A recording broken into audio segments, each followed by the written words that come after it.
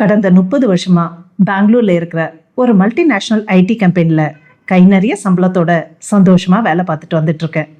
நான், என்னோட ஒய்ஃப் சரஸ்வதி, என்னுடைய பையன் ராகுல், அவனோட ஒய்ஃப் ஜனனி, என்னுடைய கிராண்ட் டாட்டர் விபா, எல்லாரும் டாடா நகர்ல 30,000 ரூபாய் வாடகை வீட்டிலே இருக்கிறோம். இன்னும் 2 வருஷத்துல வைஸ் பிரசிடெண்ட்டாக ரிட்டையர் ஆக போகிற எனக்கு ஒரு தீராத ஆசை. எப்படியாவது பெங்களூர்ல ஒரு சொந்த வீடு வாங்கி இங்கேயே பர்மனெண்ட்டாக செட்டில் ஆயிடணும்னு தான். என்னோட சொந்த ஊர் திருநெல்வேலி. அம்மா அப்பா 2 பேருமே வயசானவங்க, தன்னோட சொந்த வீட்டில் திருநெல்வேலியிலே இருக்காங்க.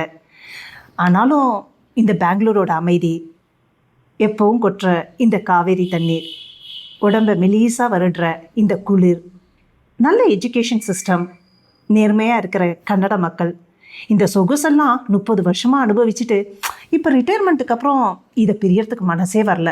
அதனால் எப்படியா சொந்த வீடு வாங்கி இங்கேயே செட்டில் ஆயிடணும். அன்றைக்கி ஞாயிற்றுக்கிழமை nobroker.comல ஒரு அருமையான வீடு இந்திரா நகரில் விலைக்கு வரதை பார்த்தேன். வீடியோவில் அந்த வீடை முழுக்க பார்த்ததுக்கப்புறம் சரஸ்வதி, ஜனனி, ராகுல் எல்லார்கிட்டையும் காமிச்சேன். எல்லாருக்கும் அந்த வீடு ரொம்ப பிடிச்சி போச்சு. உடனே அந்த ஓனருக்கு ஃபோன் பண்ணேன். அவர் பேர் டாக்டர் மஞ்சுநாத் சாஸ்திரி. அந்த வீட்டை 1.5 கோடி ரூபாய்க்கு விற்க போகிறதாவும், விருப்பம் இருந்தால் உடனே வந்து பாருங்கன்னு சொன்னார். சரஸ்வதி 4 to 6 ராகுவாலம், மதியம் 2 மணிக்கே கிளம்பி போயிடலாமே அப்படின்னா ஓனருக்கு இன்ஃபார்ம் பண்ணிவிட்டு நாங்கள் எல்லாரும் காரில் கிளம்பினோம். டாக்டரோட வீட்டு வாசலில் ஒரு ஒயிட் கலர் பென்ஸ் கார் நின்றுட்டு இருந்தது. காலிங் பெல் அடித்ததும் டாக்டரே வந்து கதவை திறந்தார். நாங்கள் 2 பேரும் அறிமுகப்படுத்திக்கிட்டதுக்கப்புறம் டாக்டர் எங்களை கூட்டிகிட்டு போய் வீட்டை சுற்றி காமிச்சார். எனக்கோ கன்னடம் தெரியாது, அதனால் எங்களுடைய கான்வர்சேஷன் எல்லாமே இங்கிலீஷில் தான் இருந்தது. 60x40 2400 ஸ்கொயர் ஃபீட்டில் அம்சமாக இருந்தது வீடு. பெரிய டைனிங் ஹால், 3 பெட்ரூம், எல்லாம் இட்டாலியன் மார்பிளில் பளபளன்னு இருந்தது. ஆனால் இந்த பூஜை ரூம் மட்டும் இந்தியன் மார்பிளில் அம்சமாக இருந்தது. ஜென்ரலாக நம்மளுடைய ராமர், கிருஷ்ணர், முருகன்னு சாத்வீக சாமிகளுக்கு பதிலாக அங்கே ஏகப்பட்ட உக்ரமான அம்மங்கள் நாக்க நீட்டிக்கிட்டு இருந்தது. அதெல்லாம் பார்க்கவே ரொம்ப பயமாக இருந்தது.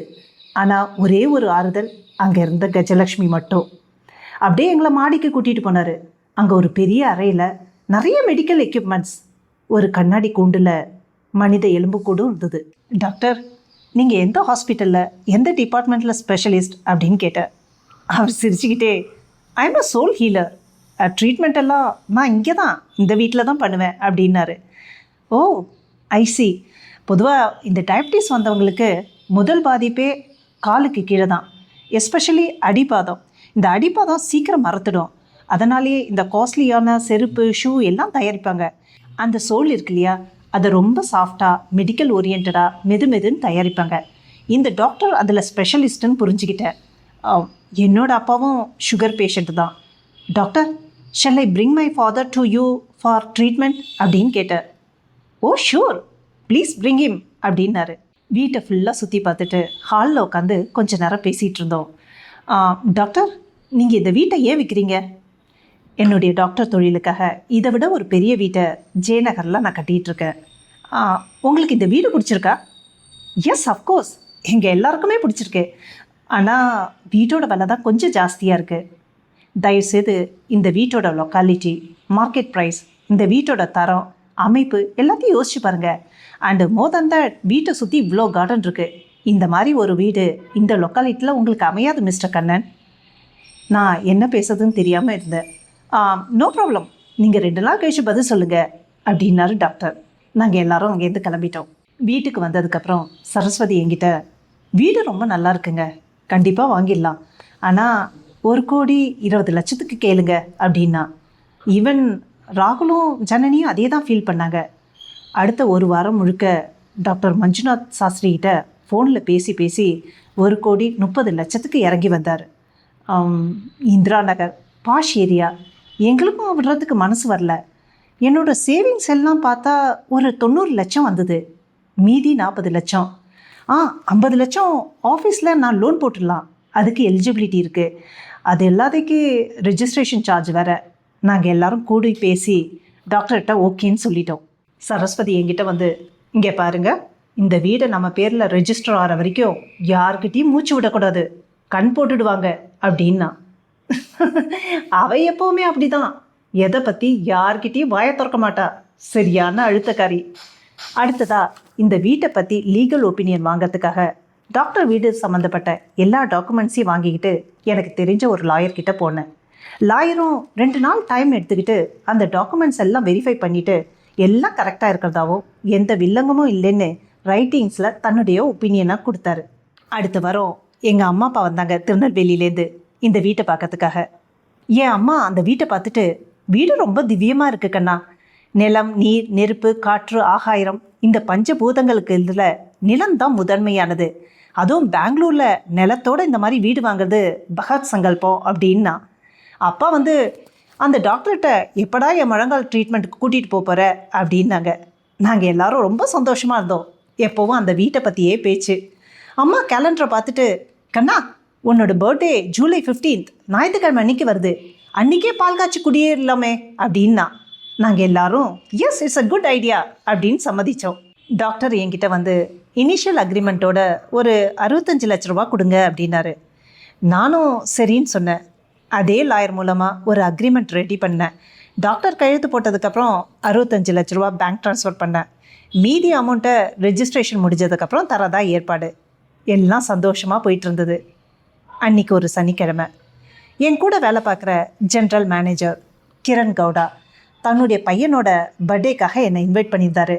நானும் சந்தோஷமாக போனேன். பலூன் வெடித்து கேக் கட் பண்ணி சூப்பராக போயிட்டு இருந்தது ஃபங்க்ஷன். எதேச்சியாக அங்கே இருக்கிற டிவியை பார்த்தேன். அது ஒரு கன்னடா சேனல். யாரோ ஒருத்தர் டிப்டாப்பாக வெல் ட்ரெஸ் பண்ணிவிட்டு உள்ளே வந்தார். இவர் எங்கேயோ அட இவர் தானே நமக்கு வீடு வித்த டாக்டர் மஞ்சுநாத் சாஸ்திரி. இவர் ரொம்ப பாப்புலரான டாக்டரா கிரண்? ஆமாம் கண்ணன் சார். இவர் வராத கன்னடா சேனலே கிடையாது. டாக்டர் மஞ்சுநாத் சாஸ்திரி பேய்கள்லாம் ஓட்டுறதில் நிபுணர். நம்மளுடைய போன ஜென்மத்து கதையெல்லாம் சொல்லுவார். அமானுஷமான மனிதர். எனக்கு அதிர்ச்சியாக இருந்தது. அதை எதையும் வெளியில் காட்டிக்காமல் அந்த ப்ரோக்ராமை பார்த்துட்டு இருந்தேன். அந்த டாக்டரை சுற்றி மண்டை ஓடலாம் இருந்தது. அவர்கிட்ட சிகிச்சைக்கு வந்தவங்களாம் அவர் முன்னிலேயே வாந்தி எடுக்க ஆரம்பித்தாங்க. ரத்த வாந்தி வேறு. எனக்கு நிதர்சனமாக புரிஞ்சிருச்சு, ஒரு பேய் ஓட்டுறவர்கிட்டேருந்தா நான் இந்த வீடை வாங்கியிருக்கேன். அதுக்காகவா 65 லட்ச ரூபா என்னோடய சேமிப்புலேருந்து நான் அட்வான்ஸாக கொடுத்துருக்கேன். எனக்கு வேர்க்க ஆரம்பிச்சிது. என்ன கண்ணன் சார், என்னவோ மாதிரி இருக்கீங்க? உடம்பு எதாவது சரியில்லையா? ஆமாம் கிரண், என்னவோ பண்ணுது. நான் உடனே வீட்டுக்கு கிளம்புறேன். மாத்திரை சாப்பிட்டா சரியாயிடும் அப்படின்னு சொல்லிட்டு அந்த இடத்த விட்டு கிளம்பினேன். அன்றைக்கி ராத்திரி முழுக்க எனக்கு தூக்கமே வரல. இந்த டீல்லேருந்து எப்படியாவது சாமர்த்தியமாக வெளில வரணும். வீட்டில் இருக்கவங்கள்ட்ட இதை பற்றி சொன்னால் எல்லாரும் பயந்துடுவாங்க. அடுத்த நாள் டைரெக்டாக டாக்டர் வீட்டுக்கு போனேன். டாக்டர், திடீர்னு என்னை யூஎஸ் ஆஃபீஸ்க்கு ட்ரான்ஸ்ஃபர் பண்ணிட்டாங்க. அதனால் வீடு வாங்குகிற உத்தேசம் இல்லை. தயவுசெய்து அந்த அட்வான்ஸ் அமௌண்ட்டை திருப்பி கொடுத்துருங்க. தொந்தரவுக்கு மன்னிக்கணும். How come mister Kannan? ஆக்சுவலாக நீங்கள் கொடுத்த அமௌண்ட்டை இமிடியேட்டாக என்னுடைய ஆர்கிடெக்ட் கொடுத்துட்டேன். அவருக்கு கொடுக்கறதுக்கு தான் என்னோடய வீட்டை கம்மி ரேட்டில் உங்களுக்கு விற்றேன். இன்ஃபேக்ட் மீதி அமௌண்ட்டுக்காக நான் வெயிட் பண்ணிகிட்ருக்கேன். Please honour our agreement and do the registration quickly. Please doctor, help me. No way I can help you. கொஞ்ச நேரம் யோசிச்சுட்டு டாக்டரோட விசிட்டிங் கார்டை வாங்கிட்டு வீட்டுக்கு கிளம்பினேன். வீட்டுக்கு வந்ததும் அந்த விசிட்டிங் கார்டில் இந்த வெப்சைட்டில் போய் டாக்டரை பற்றி எல்லா விஷயத்தையும் தெரிஞ்சுக்கிட்டேன். எவ்வளோ பெரிய முட்டாள்னா, பேய் ஓட்டுறவர்கிட்டேருந்து ஒரு வீட்டை இவ்வளோ விலை கொடுத்து வாங்கியிருக்கேன். 65 லட்ச ரூபா அட்வான்ஸ் வேற கொடுத்துட்டு இப்போ முழிச்சிக்கிட்டு இருக்கேன். அந்த வீட்டோட டாக்குமெண்ட்ஸை லீகலாக வெரிஃபை பண்ண தெரிஞ்ச எனக்கு அக்கம் பக்கத்தில் போய் அந்த வீட்டை பற்றி விசாரிக்கணும்னு தோணவே இல்லையே. SOUL சோல் ஹீலரை SOLE சோல் ஹீலர்னு நானே தப்பாக புரிஞ்சுக்கிட்டேன். போன அன்னைக்கே டாக்டரோட விசிட்டிங் கார்டை வாங்கணும் கூட தோணலையே. இந்த லட்சணத்தில் நான் பெரிய இன்டெலிஜென்ட்னு என்னை பற்றியே நான் பெருமையாக நினச்சிட்டு இருந்திருக்கேன். டியூ டெலிஜென்ஸ் பண்ணிட்டு தான் ஒரு முடிவெடுக்கணுங்கிற துப்பு கூட இல்லை. இந்த லட்சணத்தில் பெரிய மல்டிநேஷ்னல் கம்பெனியில் நான் வைஸ் பிரசிடெண்ட் வேற. வெக்க கேடு இல்லையா? இந்த விஷயம் வெளியில் தெரிஞ்சால் எல்லாரும் அசிங்க அசிங்கமாக பேசுவாங்க, நக்கெல்லாம் சிரிப்பாங்க. சரி, நான் இப்போ என்ன செய்ய? என்ன பண்ணுறதுன்னு தெரியாமல் மனசுக்குள்ளே அழுதுட்டு இருக்கேன், வேதனைப்பட்டுட்டு இருக்கேன்.